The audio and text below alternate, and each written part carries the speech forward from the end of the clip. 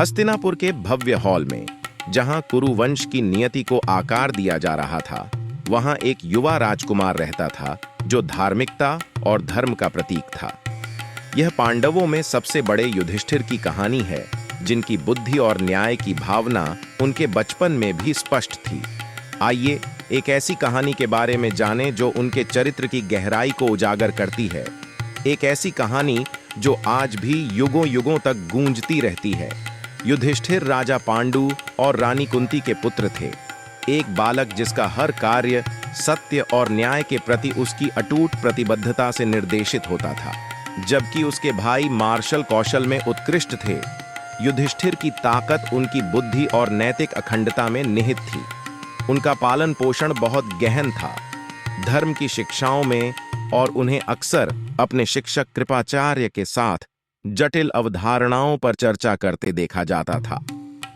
एक दिन जब युवा राजकुमार पासे का खेल खेल रहे थे, तो उनके बीच तीखी बहस छिड़ गई।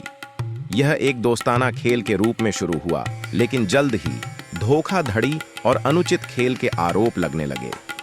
सामान्य रूप से सौम्य युधिष्ठिर ने खुद को पाया इस विवाद का केंद्र, क्योंकि उसके छोटे भाई इस मामले को सुलझाने के लिए उसकी ओर देख रहे थे। प्रत्येक राजकुमार ने सही होने का दावा किया और स्थिति तेजी से नियंत्रण से बाहर हो गई। युवा होने के बावजूद युधिष्ठिर समझ गए कि यह सिर्फ खेल के बारे में नहीं था, यह निष्पक्षता, सच्चाई और न्याय के महत्व के बारे में था। वह जानता था कि उसका निर्णय एक मिसाल कायम करेगा, और वह यह सुनिश्चित करना चाहता था कि परिणाम उचित हो। युधिष्ठिर ने अपनी उम्र से कहीं अधिक ज्ञान रखते हुए अपने प्रत्येक भाई से शांति से अपना दृष्टिकोण समझाने को कहा।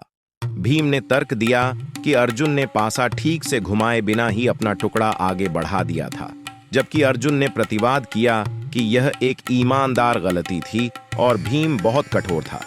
नकुल और सहदेव ने नियमों की अपनी अपनी व्याख्याएं की, जिससे भ्रम और बढ़ गया। युधिष्ठिर ने ध्यान से सुना। उनका मन प्रत्येक तर्क को संसाधित कर रहा था। उन्हें एहसास हुआ कि समस्या उनके भाइयों के कार्यों में नहीं, बल्कि नियमों और खेल की भावना के बारे में उनकी समझ में थी। वह जानते थे कि विवाद को सुलझाने के लिए उन्हें उन उच्च सिद्धांतों की याद दिलानी होगी जो उन्हें सिखाए गए थे: सत्य, निष्पक्षता और एकता का महत्व। धीमे स्वर में युधिष्ठिर ने बोलना शुरू किया। उन्होंने समझाया कि खेल महत्वपूर्ण है, लेकिन अधिक महत्वपूर्ण यह है कि वे इसे कैसे खेलते हैं।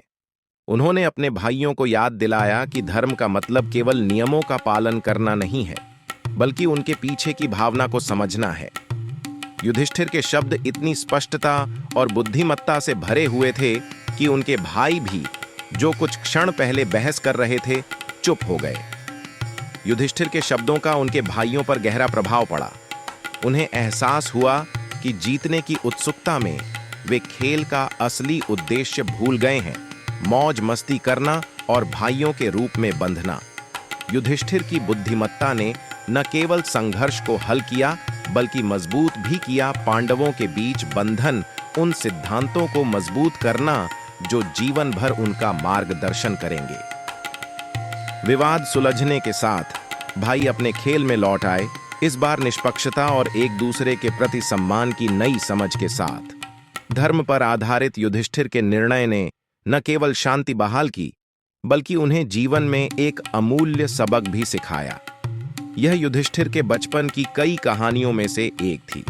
एक ऐसी कहानी जिसमें भविष्यवाणी की गई थी कि वह एक दिन न्यायप्रिय और बुद्धिमान राजा बनेगा। सबसे बड़ी चुनौतियों के सामने भी सत्य और धार्मिकता के प्रति उनकी प्रतिबद्धता अटूट थी। युधिष्ठिर का जीवन धर्म की शक्ति के प्रमाण के रूप में खड़ा है, एक ऐसी विरासत जो हम सभी को प्रेरित करती रहती है। यदि इस कहानी ने आपके दिल को छू लिया है और आप पांडवों के प्रारंभिक जीवन और उनसे मिली सीख के बारे में अधिक सुनना चाहते हैं, तो हमारे चैनल को लाइक, कमेंट और सब्सक्राइब करना न भूलें। हमसे जुड़ें, क्योंकि हम महाभारत की समृद्ध और कालातीत कहानियों का पता लगाना जारी रखेंगे, जहां हर कहानी जीवन की गहरी सच्चाइयों की झलक पेश करती है।